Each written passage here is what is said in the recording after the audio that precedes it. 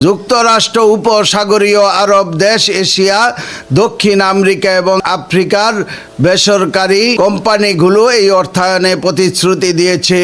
এই বিনিয়োগগুলি মূলত জ্বালানি, লজিস্টিক্স, ম্যানুফ্যাকচারিং এবং পরিবহন খাতের জন্য নির্ধারিত। এই ধারণার উপর ভিত্তি করেই মূলত রিকনস্ট্রাকশন অ্যান্ড ডেভেলপমেন্ট ফান্ড পুনর্গঠন ও উন্নয়ন তহবিল নামের এই মেকানিজমটি গড়ে উঠেছে। একটি ইরানি সূত্রের মতে আঞ্চলিক দেশগুলো বিভিন্ন উপায়ে এতে অবদান রাখবে, যার মধ্যে রয়েছে ঋণ নিশ্চিত করা, ক্রেডিট লাইন বা ঋণের সীমা তৈরি করা, অথবা যুদ্ধে ক্ষতিগ্রস্ত অবকাঠামো যেমন মোবারাকাই স্টিল কমপ্লেক্স, শোধনাগার, বিমানবন্দর এবং অন্যান্য ক্ষতিগ্রস্ত স্থাপনা পুনর্গঠনে সরাসরি অর্থায়ন করা।